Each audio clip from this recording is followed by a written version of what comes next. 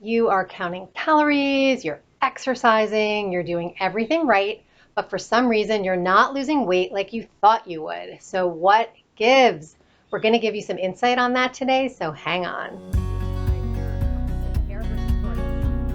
Also, eating too much processed sugar. I'm Jane, and I'm here with Stephanie, and together we are the Nourishing Gurus, and we help women over 50 feel great and stop yo-yo dieting in a healthy, sustainable way and feel really good in their bodies again. So we have met so many women who are frustrated because they feel like they're doing everything right with their diet and exercise, but they're still not seeing results when it comes to weight loss. So today we're going to cover 7 surprising reasons that you may not be losing weight that have nothing to do with calories. Now, when we were younger, we could get away with not paying as much attention to these 7 things, but now we're a little bit older and we have to take everything into account when we're looking at weight and health. So let's dive right into number 1. All right, we're going to get this out of the way because it's a little bit delicate, but we do see a lot of women who think they're eating right. But when we take a look at their food diary or their food journal, we actually see a lot of areas to improve that really make a big difference. Now, there's a lot of conflicting information out there, and we get it. It can be really confusing. We have a lot of videos that share our philosophy on healthy eating after 50. So if this is an area you're not sure you're doing right, we're going to link to some really good videos below. And first and foremost, before you address any of the other reasons, just be sure to check those out and make sure you've got your nutrition in order. Okay, second reason is poor digestion. Now, you may not think of your digestion as having anything to do with your weight, but if your digestion isn't working properly, you're not going to absorb nutrients from food like B vitamins and iron and magnesium and all the other nutrients we need to burn calories and just be really efficient in our metabolism.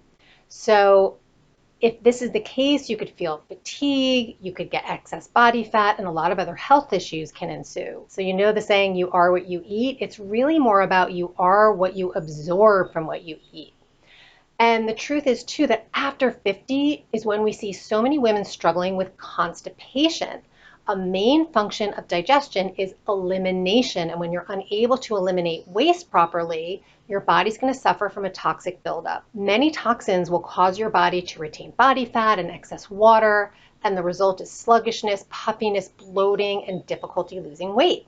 So by the way, if you are not eliminating fully every single day, that is considered constipated, and anything less should be addressed. Also, when you eat, you're not only feeding yourself, but the good bacteria in your gut, those little microbes, those beneficial bugs that have a role in fat storage and how you metabolize your food. So people with healthier bacteria in their gut tend to have an easier time losing weight. And here's a little tip for you. Fiber and color-rich foods nourish your good gut bugs, and sugar and processed foods and diet-type foods are going to feed your bad bugs. So make sure you're feeding your good bugs really healthy and you're staying away from too much processed foods so you have that great ratio that's going to benefit your health and weight. All right, so let's talk about number 3. Now, poor digestion and many other factors can lead to something else that makes weight loss difficult, and that is food sensitivities. So often, Jane and I meet with clients who tell us they don't have any sensitivities, but the problem is when you eat a food regularly, it's really difficult to notice if you have a sensitivity to it. So we did a whole video on this, so we're not going to go into it too deeply here, but we'll share a link below.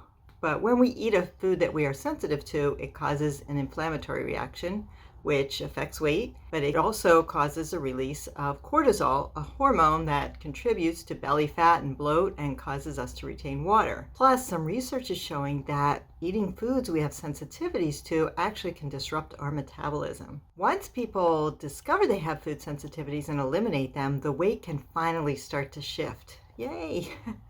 So we've seen this time again so often with our clients, especially the ones that have gone through our Mega Energy Breakthrough program, which is a program we run. It's 28 days. It's super straightforward, and we'll put a link to it below if you want to check it out.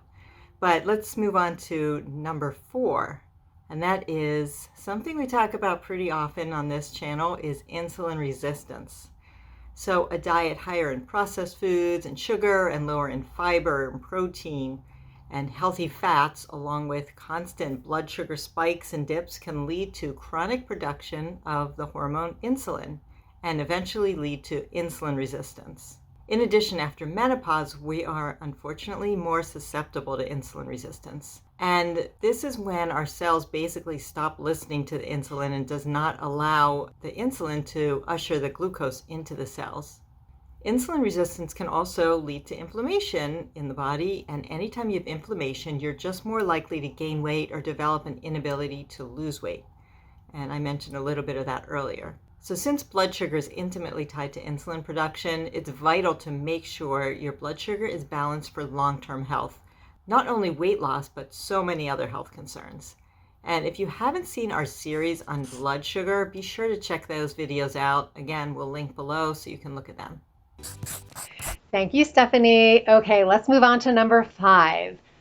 5 is hormones. This is a huge topic in and of itself, so we're just going to brush the surface right now, but we have to mention the role of estrogen as it relates to weight issues. So when women enter perimenopause and menopause, the ovaries gradually stop making the hormone estrogen, and as estrogen declines, cortisol and insulin production may increase, which we know contributes to fat gain, and in particular, fat around the midsection. Who doesn't complain about that as we age? So not only that, but decreases in the good form of estrogen, known as estradiol, can trigger insulin resistance, as Stephanie was just talking about. In addition, when estrogen levels are lower, many feel an increased appetite for sweets and starchy foods. Hello, hello. This is in part due to lower estrogen causing lower serotonin levels. And for those who don't realize this, sweets and refined carbs are one way to boost serotonin. So we unconsciously look to our happy foods. This is what happens, when we have those evening cravings. But as we know, this isn't the best way to increase serotonin.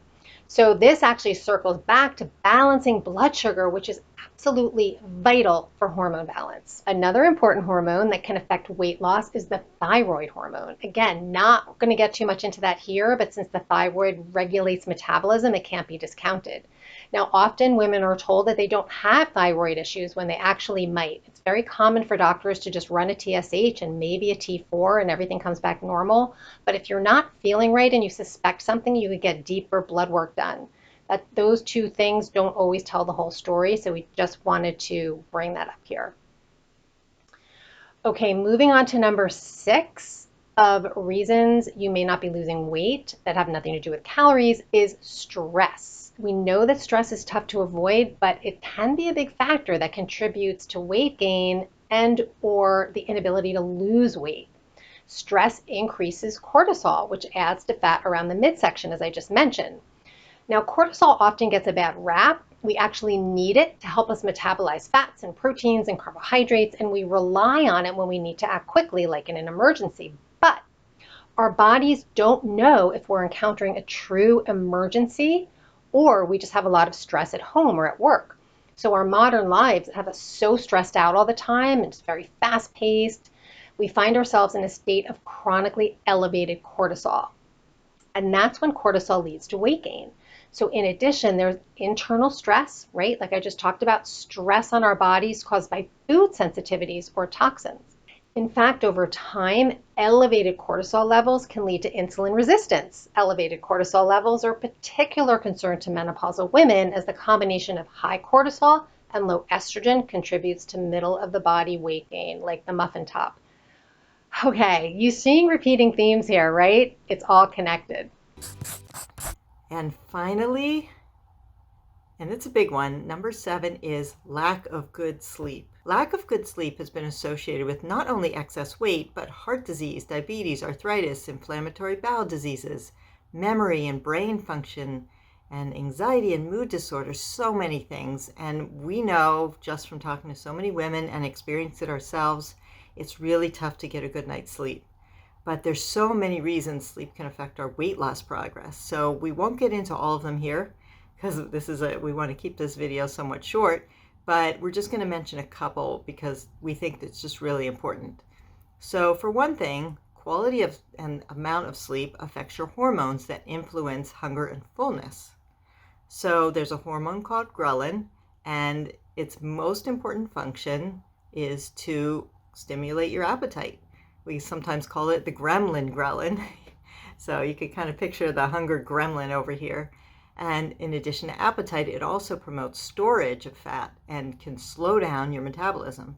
When you lack sleep, your ghrelin levels increase. And this explains why so often when we don't have a good night's sleep, we tend to be just so much more hungry during the next day. Next is leptin, and this is the hormone that sends signals to the brain that allows you to curb your appetite.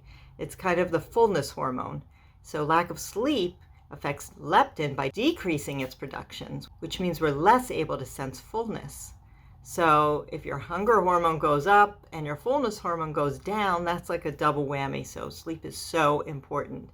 And one last hormone we want to cover is the human growth hormone.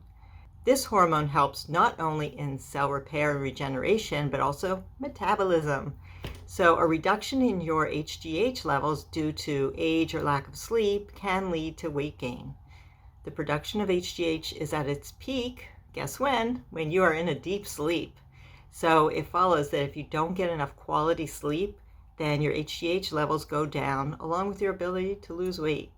So lack of sleep can be directly related to an inability to lose weight. So to review, if you simply cut the calories and do not address these lifestyle issues, it will be near impossible to lose weight and keep it off long term. So if you check even a few of these boxes and would like some expert guidance on losing weight and getting healthier, our Simply Nourished Solution 12-week program is a proven system to help you not only shed weight, but retrain your brain so that you can keep it off for good. And we'll share a link below in the description if you want to chat and see if it's right for you. We would love to connect. So if you know someone who would benefit from this information that we shared today, please share it with them. And we'd love to know that you are watching, so please give us a like and subscribe and click the bell to be notified of our future videos. See you soon.